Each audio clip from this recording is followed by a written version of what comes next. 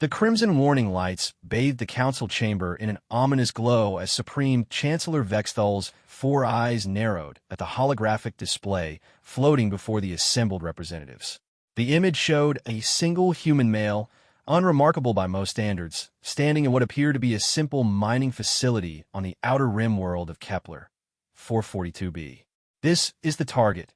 Vexthal's voice resonated through the chamber with the authority of someone who had ruled the Galactic Consortium for over 3 centuries. Marcus Kane, age 32, former Earth colonial marine turned asteroid miner. The humans call him a nobody. We know better. The assembled delegates from 12 different species shifted uncomfortably in their seats. The Zephyrian ambassador, her crystalline form refracting the red light into prismatic patterns, spoke first. "Chancellor, with respect, why does this single human require the attention of our most elite assassination unit? The Phantom Syndicate has never failed, but their services cost more than the annual defense budget of 3-star systems." Vexthal's mandibles clicked in what passed for dark amusement among his kind. "Show them the Arcturus incident." The hologram shifted to display a massive space station, its hull gleaming with a distinctive blue-silver alloy of consortium construction. The timestamp indicated the recording was 3 months old. Suddenly, the station erupted in a chain of explosions, each section detonating with mathematical precision. In less than 30 seconds, the entire military installation was reduced to expanding clouds of debris and frozen atmosphere. The Arcturus defense platform housed 12,000 consortium soldiers and contained enough firepower to level a moon. Vexthal continued, his voice dropping to barely above a whisper. Marcus Kane infiltrated it alone, disabled their early warning systems, neutralized their communication array, and systematically eliminated every single defender before destroying the station. He escaped without a scratch. The chamber fell silent except for the nervous clicking of various species' natural ticks. The Chronari representative, a hulking creature with skin like living stone, finally spoke. "Impossible. Our intelligence indicated the humans were a primitive species barely capable of interstellar travel. How could one individual accomplish such a feat? That, dear Chronari, is precisely why we underestimated them." Vexthal gestured, and the hologram displayed a series of files marked with the highest classification symbols. Marcus Kane is not just any human. He is what they term a black operations specialist. Before his apparent retirement to mining, he spent 15 years in their military's most secretive division. His official record lists 47 confirmed missions. His classified record tells a very different story. The files began scrolling past, each one more disturbing than the last. The Tentari ambassador, whose species prided itself on their enhanced memory capabilities, began reciting what she saw. Operation Ghost Protocol. Single operative infiltrates Proxima Base, eliminates entire command structure, extracts vital intelligence, 0 casualties to friendly forces. Operation Silent Thunder. 1 operative destroys 3 pirate fleet capital ships using only standard equipment and improvised explosives. Operation Enough, Vexthal interrupted. What you're seeing represents only the missions we know about. Human black operations are compartmentalized beyond our current intelligence capabilities. What we do know is that Marcus Kane's unofficial kill count exceeds 4,000 confirmed eliminations, and that number doesn't include indirect casualties from his sabotage operations.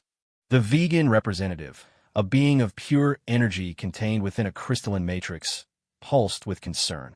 If this human is so dangerous, why has he retired to mining? It seems inconsistent with such a lethal individual. Vexthal's 4 eyes focused on different points around the chamber. A hunting instinct to species had never fully evolved past. Our psychological analysts believe he suffers from what humans call combat fatigue or post-traumatic stress. He has attempted to find peace through isolation and simple labor. However, recent intelligence suggests that our military expansion toward human space has caught his attention. 3 of our forward scout ships have gone missing in his sector. The last transmission from Scout Ship Nexus included thermal readings consistent with a single human life 4 moments before communication was lost. The chamber erupted in nervous chatter as representatives began calculating the implications. If one human could destroy their military installations, and eliminate their reconnaissance vessels with such ease, what did that say about the rest of their species? The Phantom Syndicate will handle this, Vexthal declared, his voice cutting through the noise. I have already contacted their leader, Kethmore the Soul Reaper. His team consists of the 5 deadliest beings in the galaxy, each one a master of their particular form of assassination. They have never failed to eliminate a target, no matter how well protected or dangerous. The Zephyrian ambassador's crystalline form dimmed with concern. Chancellor, the cost of failure is the collapse of our expansion into human space and potentially our entire military superiority, Vexthal snapped. This Marcus Kane represents something we have never encountered before.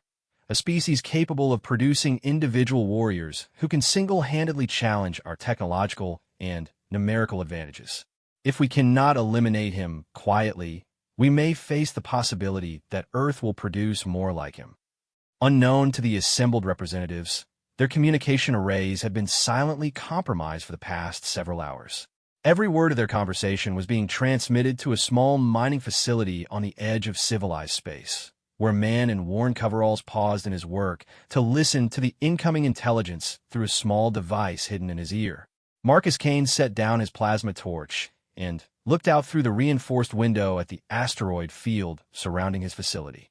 His facility, which to any casual observer appeared to be a simple mining operation, was actually a carefully constructed fortress with escape routes, weapon caches, and defensive systems that would make a military installation envious. He had hoped they would leave him alone. He had hoped that retiring to the most remote corner of space would finally give him the peace he had been searching for since his discharge. But it seemed that war had a way of finding him, no matter how far he ran. Marcus moved to his communications console and activated his private channel, one that connected him to a very exclusive network of former colleagues. This is Ghost 7. Package delivery incoming. Recommend all units maintain operational readiness. The response came back immediately, coded but clear to anyone who understood their particular language.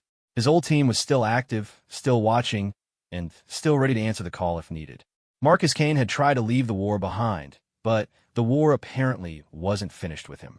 As he began activating defensive systems that hadn't been used in 3 years, he reflected on the bitter irony that his search for peace would inevitably lead to more violence. The Phantom Syndicate was legendary throughout the galaxy for their perfect record. They had never failed to eliminate a target, never left a job unfinished, and never encountered prey they couldn't kill. But they had never hunted a human before, and they had certainly never hunted a human who knew they were coming. The stealth ship Silent Death materialized from hyperspace at the edge of the Kepler 442 system like a shadow given form.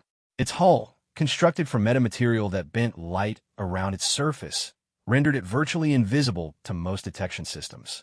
Inside the ship's darkened bridge, 5 figures stood around a holographic display showing their target's location. Kethmore the Soul Reaper commanded respect through sheer presence alone. Standing nearly 3 meters tall, his draconian physiology was perfectly evolved for killing.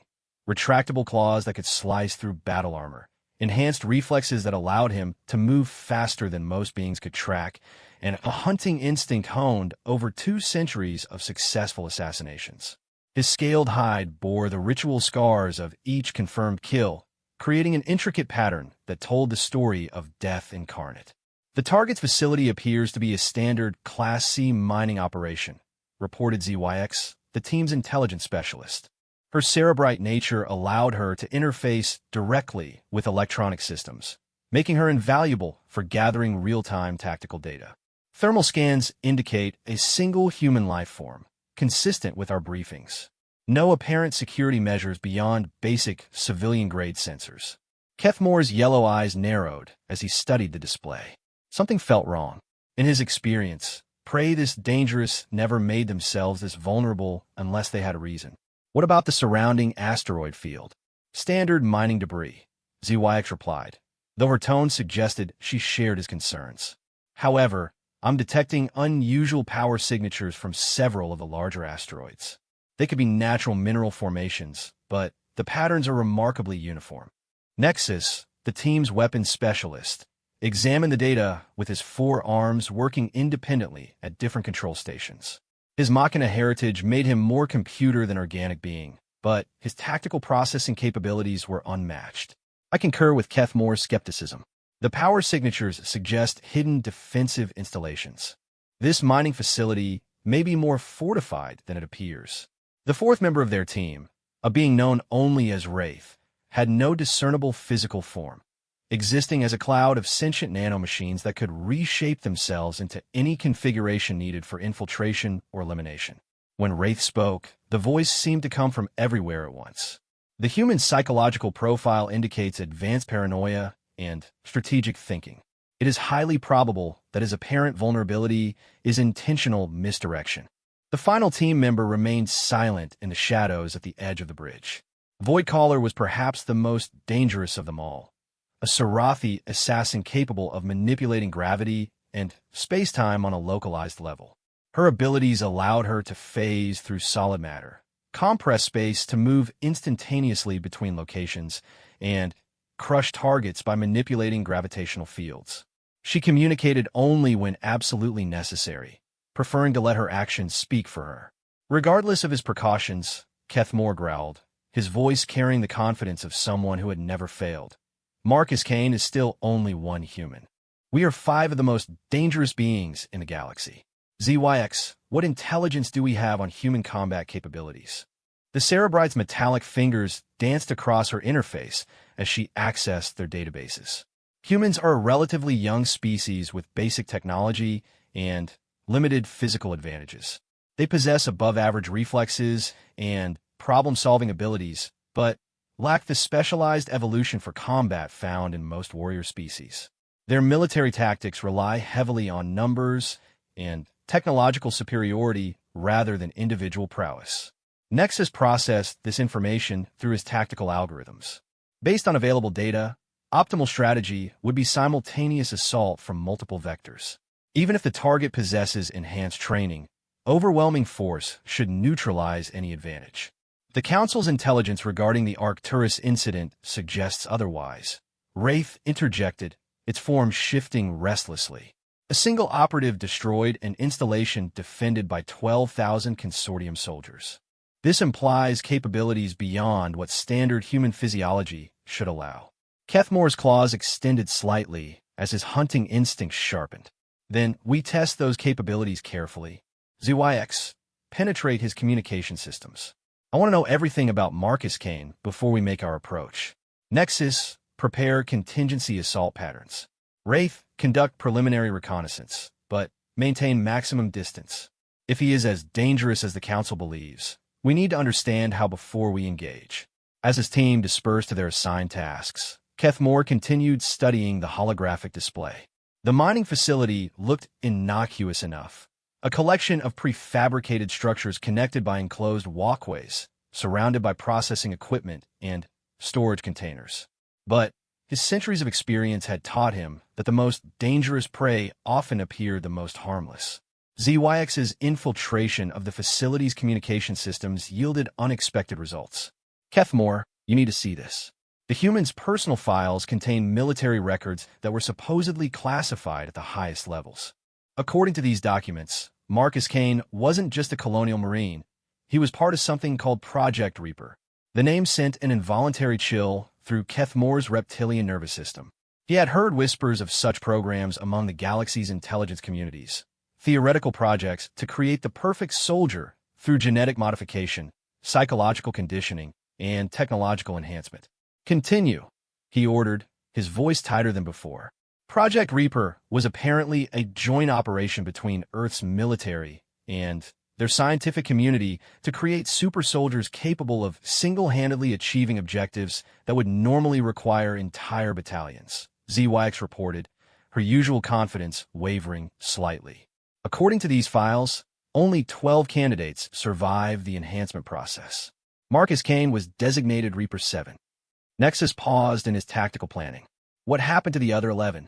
That information is classified beyond my current access level, ZYX admitted.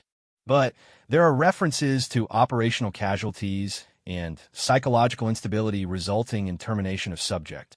Wraith's form solidified into a more compact configuration, usually a sign of increased alertness. If this intelligence is accurate, we may be facing an opponent whose capabilities exceed our initial assessments by several orders of magnitude. Kethmore's predatory mind began reassessing their approach. If Marcus Kane was the product of human military enhancement programs, their standard assassination protocols might be insufficient. But the challenge only made the hunt more appealing. He had built his reputation on eliminating impossible targets. This would simply be another addition to his collection of legendary kills. We proceed as planned, but with increased caution, he decided. Wraith, maintain reconnaissance, but do not attempt infiltration until we have more data. Void Caller, prepare spatial anchors around the facility. If he attempts to escape, I want options to pursue him through folded space. As the Silent Death moved closer to the asteroid field, its sensors began detecting anomalies that painted a very different picture of their target situation. What had appeared to be a simple mining facility was revealing itself to be something far more complex and dangerous. Marcus Kane, monitoring their approach through sensors hidden throughout the asteroid field, allowed himself a grim smile as he recognized the electromagnetic signature of a Phantom Syndicate stealth ship. He had encountered their work before during his active service, and while he respected their capabilities, he knew something they didn't. Humans had been preparing for encounters with advanced alien species for decades. The enhancements that Project Reaper had given him weren't just physical and mental improvements. They included technological implants that interfaced with specially designed equipment, allowing him to coordinate defensive systems with the precision of a supercomputer while maintaining the creative thinking that made humans such effective warriors. The Phantom Syndicate was about to learn why the Galactic Consortium's expansion had suddenly encountered such unexpected resistance in human space. They were also about to discover that sometimes the most dangerous human was one who had tried to stop being dangerous and had been forced to remember what he really was. Wraith began its reconnaissance by dispersing into thousands of microscopic nanomachines, each one capable of independent observation and data collection.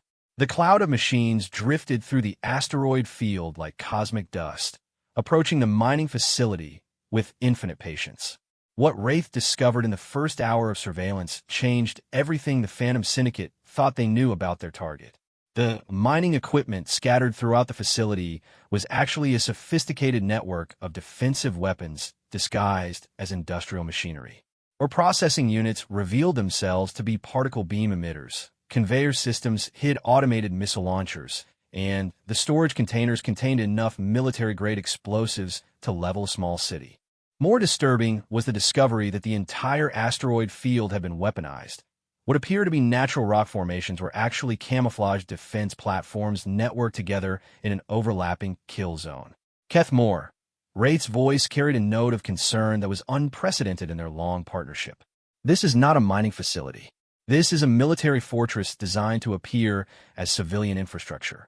The human has transformed approximately 2 cubic kilometers of space into a defensive network that rivals the protection systems of a consortium battlecruiser.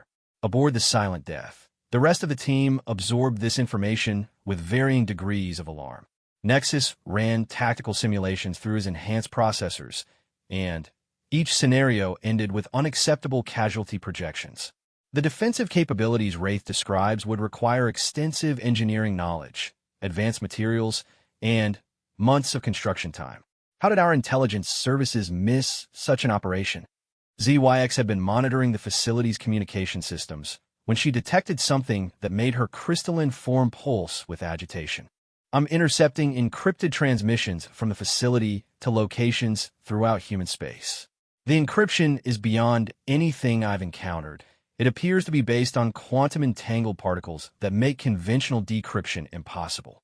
Kethmore's hunting instincts were now screaming warnings, but his pride refused to acknowledge the possibility of retreat.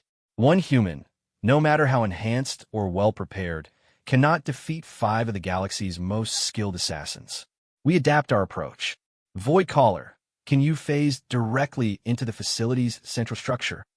The Sarathi assassin spoke for the first time since their arrival. Spatial distortions around the facility prevent clean phase transitions. The human has deployed gravitational anchors that disrupt dimensional manipulation. Attempting forced entry would likely result in molecular displacement. The revelation that their target had specifically prepared countermeasures for Void Caller's unique abilities was deeply unsettling. It suggested intelligence about their team's capabilities that should have been impossible for a human to obtain. "There's something else," ZYX reported, her voice tight with disbelief. "I've managed to access some of the facility's external sensors, and they're tracking our ship despite our stealth capabilities. The human knows exactly where we are and has known since we entered the system." This information sent a chill through the team. The Silent Death employed the most advanced stealth technology available, making it undetectable to conventional sensors. If Marcus Kane could track them, it meant he possessed detection systems more advanced than anything the Galactic Consortium had developed. Wraith's reconnaissance had continued deeper into the facility, revealing layers of defensive preparation that spoke to a paranoid military mind with unlimited resources and time. The facility contains multiple independent life support systems, emergency escape routes that lead to concealed spacecraft, and what appears to be a command center capable of coordinating military operations across multiple star systems. As if summoned by their discussion, the facility's communications system activated, and a human voice filled the bridge of their ship. The voice was calm, measured, and carried the confidence of someone completely in control of his situation. "Good afternoon, Phantom Syndicate. I'm Marcus Kane, and I believe you've come a long way to see me. Before we proceed with whatever you've been hired to do, I thought we should have a conversation." Kethmore's claws extended fully as his predatory instincts flared. "How did you penetrate our communication systems?" Marcus's response carried a hint of amusement. "The same way I've been monitoring your approach since you left Consortium space 3 days ago. Human technology isn't as primitive as the Council likes to believe. We've had a very long time to prepare for contact with other species, and we've used that time wisely." The implications of this statement sent shock waves through the assassination team. If humans had been preparing for alien contact for decades, it meant their apparent technological inferiority was carefully maintained deception. "I know why you're here," Marcus continued. "The Council is concerned about human expansion into their territory and wants to make an example of someone they believe is responsible for their recent military setbacks. They've chosen me because my official record makes me appear to be a reasonable target for an elite assassination team." Nexus processed this information through his tactical algorithms, searching for strategic options. "You speak as though our mission parameters are flawed." "Your mission parameters are based on incomplete intelligence," Marcus replied. "The Council believes I'm responsible for the destruction of their forward installations because I was in the general area when they occurred. What they don't realize is that I wasn't acting alone, and I wasn't acting without authorization." ZYX's interface systems suddenly flared with activity as new information flooded her consciousness. "Kethmore, I'm detecting massive energy signatures throughout this entire sector. There are ships, hundreds of them, using stealth technology that makes ours look primitive. They've been here all along."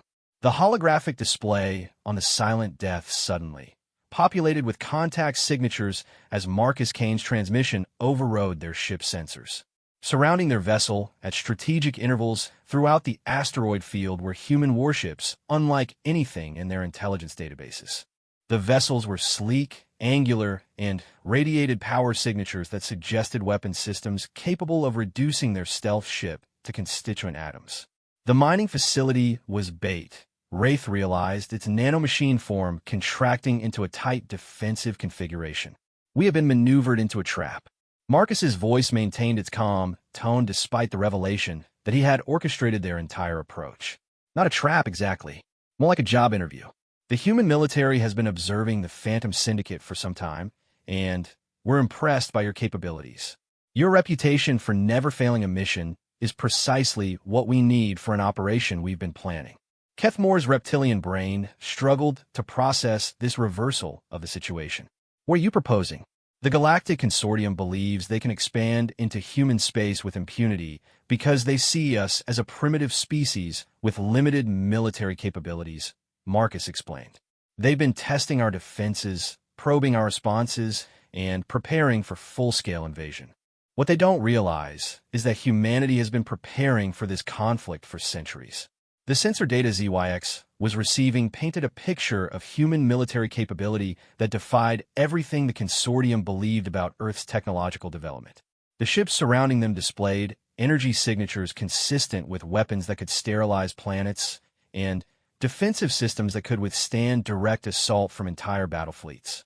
Project Reaper wasn't just about creating enhanced soldiers, Marcus continued.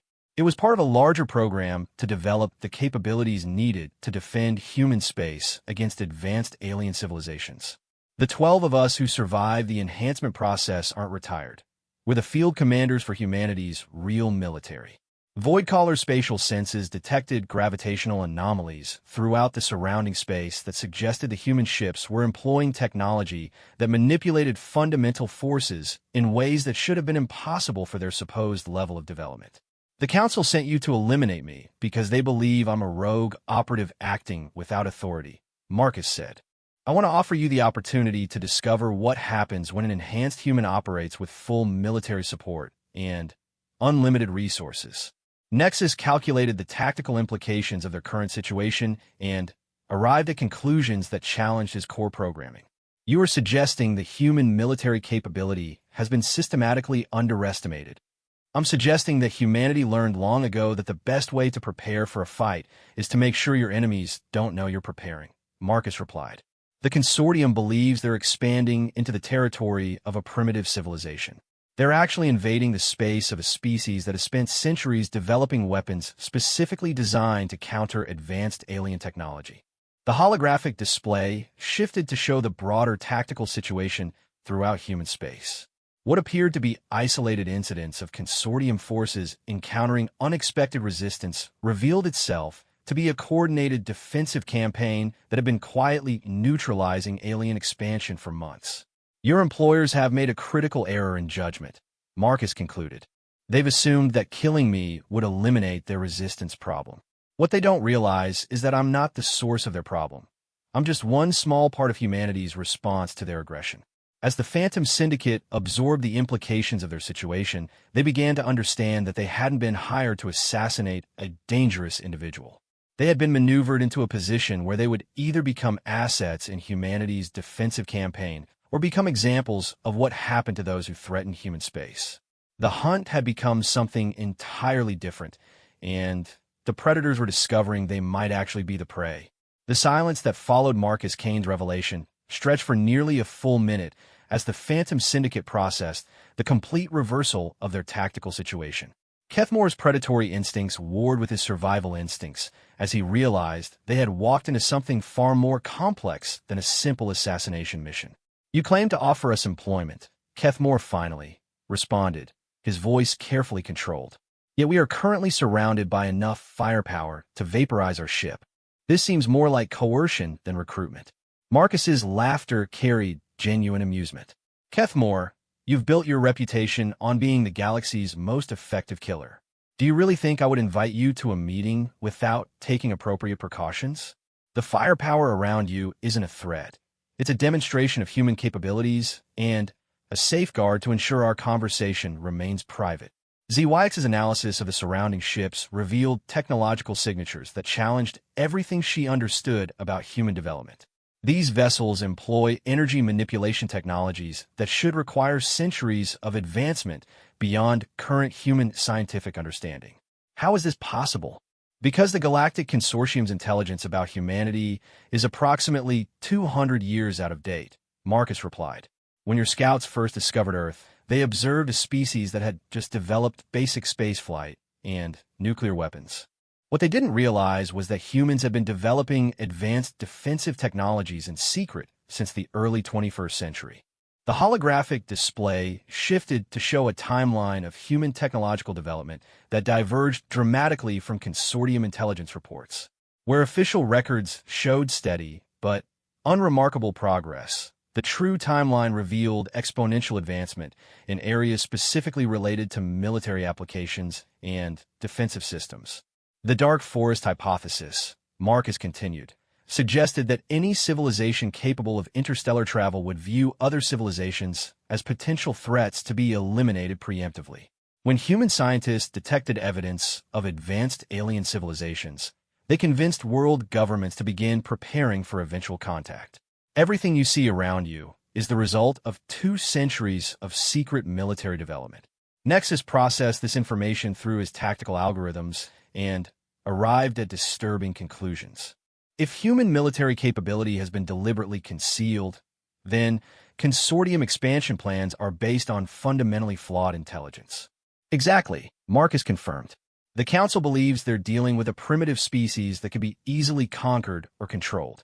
They've been probing human space for months, testing our responses, and gathering intelligence for a full-scale invasion. What they don't realize is that every probe they send provides us with more information about their technology and tactical doctrines. Wraith's nanomachine form had been conducting continuous analysis of the surrounding environment, and what it discovered added another layer to the complex situation. I am detecting quantum encrypted communication networks that extend far beyond this system. The human military appears to be conducting real-time coordination across multiple star systems using technology that surpasses our current understanding of quantum mechanics. Project Reaper wasn't humanity's only secret program, Marcus explained. While the Council has been focused on our apparent lack of advanced weaponry, human scientists have been developing technologies that approach the theoretical limits of physics. Faster-than-light communication, gravitational manipulation, temporal distortion fields. We've spent centuries working on every theoretical technology that might provide advantages against more advanced civilizations. Voidcaller's spatial senses detected something that made her speak for only the second time since their arrival. The space around this facility has been artificially modified. Local space-time appears to be under active manipulation, creating defensive barriers that would prevent conventional assault or escape. The facility exists partially outside normal space-time, Marcus confirmed. It's one of our more recent innovations, a defensive position that can't be attacked using conventional weapons because it technically doesn't exist in the same dimensional framework as the attacking force. The implications of this technology sent shockwaves through the assassination team. If humans could manipulate space-time itself as a defensive measure, traditional military tactics would be completely ineffective against them. You mentioned an operation that requires our capabilities, Kethmore said, his tactical mind beginning to assess the situation from an entirely different perspective. What exactly are you proposing? Marcus's tone became more serious as he outlined humanity's counterstrategy. The consortium's expansion plans include the systematic conquest or elimination of 17 different species that they consider potential threats. Humanity is only one target in a larger campaign of galactic domination. We've been in contact with several other targeted species, and we're prepared to offer them military support in exchange for mutual defense agreements. The holographic display showed a 3-dimensional map of the galaxy, with consortium territory highlighted in red and expansion vectors showing their intended conquest routes. Multiple species were marked as primary targets, secondary targets, or acceptable losses in the larger strategic picture. The Council believes they can conquer the galaxy through superior technology and military organization, Marcus continued. What they haven't considered is the possibility that multiple species working together might develop combined capabilities that exceed their individual strengths. ZYX interfaced with the tactical data and began processing the strategic implications. A coordinated multi-species resistance would require unprecedented levels of cooperation and shared technology. Which brings us to why we need the Phantom Syndicate, Marcus said. Your team represents the pinnacle of individual combat effectiveness, but more importantly, you represent skills and technologies from multiple advanced species. Working with humanity, you could serve as both tactical assets and technological consultants in developing combined capabilities. Nexus calculated the potential effectiveness of such cooperation and arrived at probability matrices that suggested dramatic advantages for any coalition that could successfully integrate diverse technological approaches. The Council sent you to kill me because they believe eliminating individual threats will prevent organized resistance, Marcus explained. What they don't understand is that humanity's defense strategy isn't built around individual heroes. It's built around systematic cooperation and shared advancement. Wraith's form shifted into a more contemplative configuration as it processed the strategic possibilities. You are suggesting that our assassination of you would be irrelevant to human defensive capabilities? My death would be unfortunate for me personally, Marcus replied with dark humor, but it would have minimal impact on humanity's ability to resist consortium expansion. The other 11 Reapers are equally capable, and each one commands defensive positions throughout human space that are similar to what you see here. The revelation that there were 11 other individuals with capabilities equal to Marcus Kane's, each commanding similar military resources, fundamentally altered the strategic picture. The consortium wasn't facing a single dangerous individual. They were facing a distributed network of enhanced humans with access to advanced technology and unlimited military support. Your choice is simple, Marcus concluded. You can attempt to complete your original mission, knowing that success will be tactically meaningless and would likely result in your destruction by overwhelming human firepower. Or you can accept employment with an organization that offers you resources, technology, and operational opportunities that far exceed anything the consortium could provide. Kethmore's predatory mind recognized the elegance of the trap they had walked into.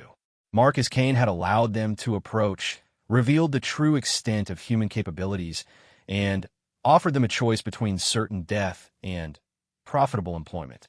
More importantly, he had done so in a way that appealed to their professional pride rather than simply threatening them. What would our first assignment be? Kethmore asked, his tone indicating that the negotiation had moved from whether they would accept to what the terms would be. The consortium is planning a major offensive against the Altarian Republic in 6 standard weeks, Marcus replied. The Altarians are a peaceful species with limited military capabilities, and the Council expects to conquer their entire civilization within days. We're going to ensure that the consortium's attack force encounters a very different reception than they're expecting. The holographic display shifted to show the Altarian system and the massive consortium fleet that was positioning for assault. The tactical challenge was immediately apparent. Defending a peaceful species against a technologically superior invasion force would require precisely the kind of capabilities the Phantom Syndicate could provide. Interested? Marcus asked, and for the first time since their arrival, his voice carried the tone of someone who already knew the answer. The hunt had indeed become something entirely different, and the galaxy's most dangerous assassins were about to discover what it meant to work for humanity. 3 weeks later, the Phantom Syndicate found themselves aboard the human vessel Prometheus Rising, a warship that defied every assumption they had held about human engineering capabilities. The ship's interior combined sleek functionality with technology that seemed to blend science with something approaching art. Gravity flowed in carefully designed patterns, creating distinct operational zones while maintaining perfect stability. Energy conduits visible through transparent sections of the hull pulsed with power levels that exceeded anything they had encountered. Kethmore stood in the ship's command center, watching as Marcus Kane coordinated defensive preparations for the Altarian Republic through a holographic interface that allowed him to simultaneously communicate with military commanders across 3-star systems. The human's enhanced capabilities were fully evident now. His processing speed allowed him to manage dozens of tactical variables while maintaining strategic oversight of the larger operation. The consortium fleet has begun preliminary positioning maneuvers, reported Commander Sarachan, Marcus's second-in-command, and another Project Reaper enhanced human. Intelligence confirms 300 ships, including 12 dreadnoughts and 47 heavy cruisers. They're expecting minimal resistance from Altarian defensive forces. ZYX interfaced with the human tactical networks and marveled at their sophistication. The coordination protocols between human military units operate at quantum-encrypted speeds that exceed my processing capabilities. How have you achieved such advanced coordination systems? Marcus glanced at her with something approaching respect. Humans excel at cooperation when survival is at stake. Our military networks aren't just technological, they're psychological. Every enhanced human maintains empathic links with their command structure, allowing instantaneous communication that bypasses conventional technology entirely.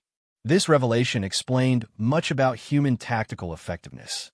Where other species relied on hierarchical command structures that created communication delays, humans had developed systems that functioned more like a single distributed intelligence.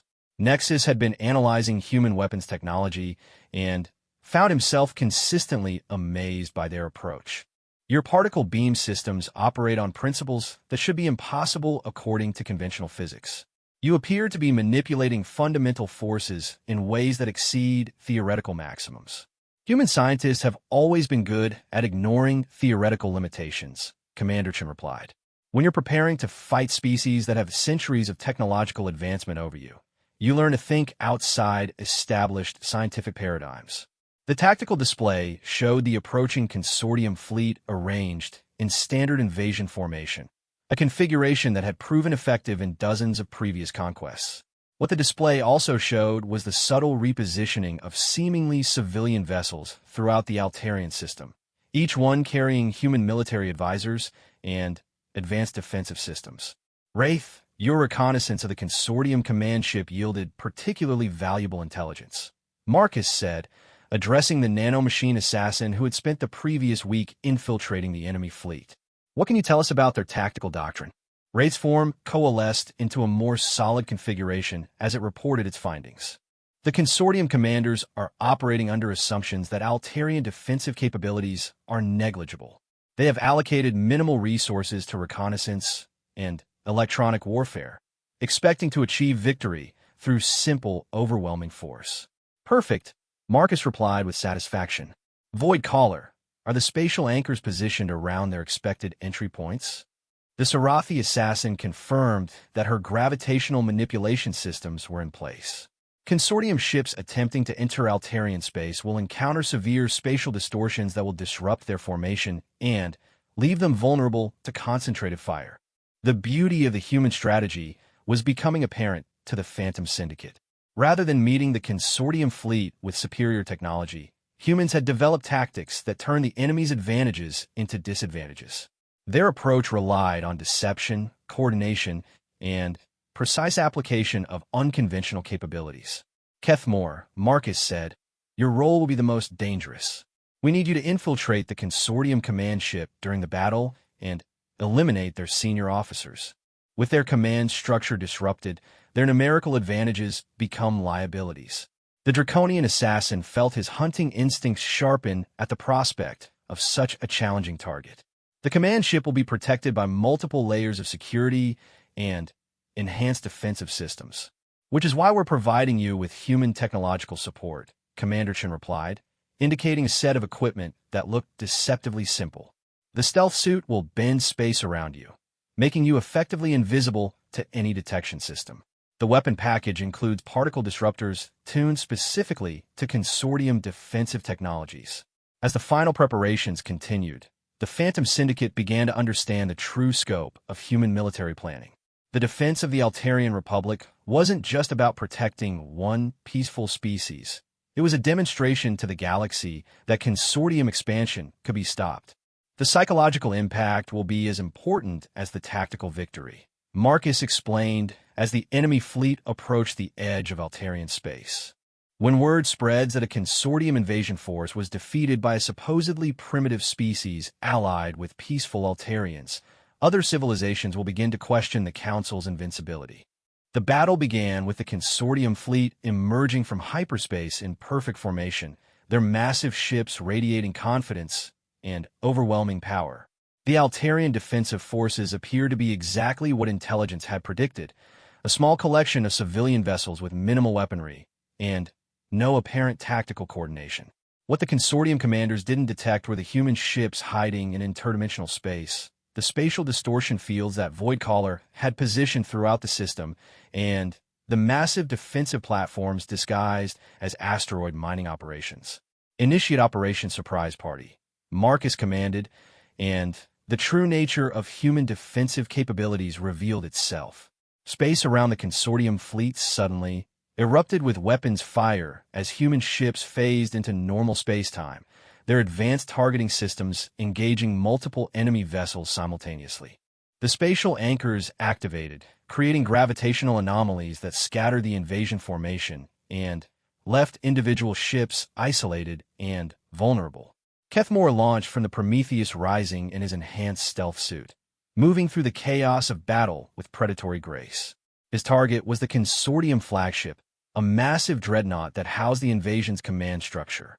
Using the gravitational distortions as cover, he approached the enemy ship undetected. The stealth technology Marcus had provided proved to be beyond anything Keth Moore had experienced.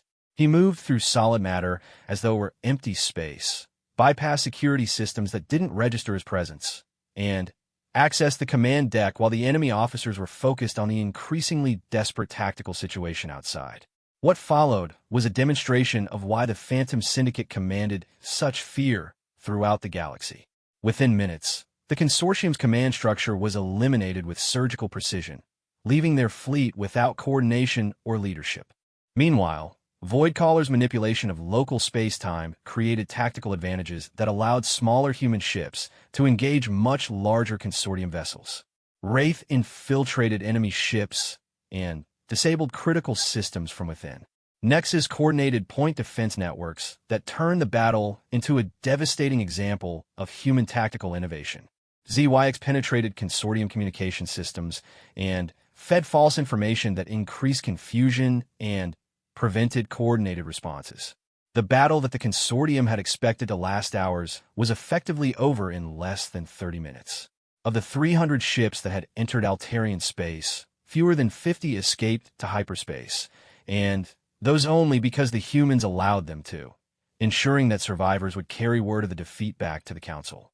As the Phantom Syndicate regrouped aboard the Prometheus Rising, they found themselves part of something larger than they had ever imagined. The victory over the Consortium fleet was just the beginning of humanity's response to galactic aggression. This was impressive, Keth Moore admitted as he watched the tactical analysis of their victory. But the Consortium has thousands of ships and dozens of species under their control. How do humans expect to resist such overwhelming force? Marcus smiled with the confidence of someone who had spent years preparing for exactly this question. We don't resist them, Keth Moore. We do what humans have always done when faced with impossible odds. We adapt, we improvise, and we turn our enemy's strength against them. The Consortium built their empire by convincing species that resistance was hopeless. We're going to show the galaxy that cooperation and innovation can overcome any technological advantage. The holographic display showed the strategic situation throughout the galaxy, with communication networks lighting up as word of the Altarian victory spread. Species that had submitted to consortium expansion were beginning to reconsider their positions, and others were actively reaching out to humanity for military support. The Phantom Syndicate had come to assassinate a dangerous individual, and instead found themselves at the center of a galactic revolution. They had discovered that humanity's greatest weapon wasn't advanced technology or enhanced soldiers. It was their ability to inspire others to fight for freedom. As the Prometheus Rising departed Altarian space, carrying intelligence about consortium capabilities and plans for supporting other resistance movements, the galaxy's most dangerous assassins realized they had finally found opponents worthy of their abilities and allies who understood the true meaning of warfare. Marcus Kane stood at the observation deck, looking out at the stars and thinking about the path that had led from his retirement as a simple miner to commanding humanity's hidden military forces. He tried to find peace through isolation, but war had found him anyway. Now, instead of running from conflict, he was leading the fight to ensure that no species would have to face consortium aggression alone. The hunt was over, but the war for galactic freedom had just begun, and humanity, allied with the most dangerous beings in the galaxy, was ready to show the consortium what happened when predators discovered they were actually prey.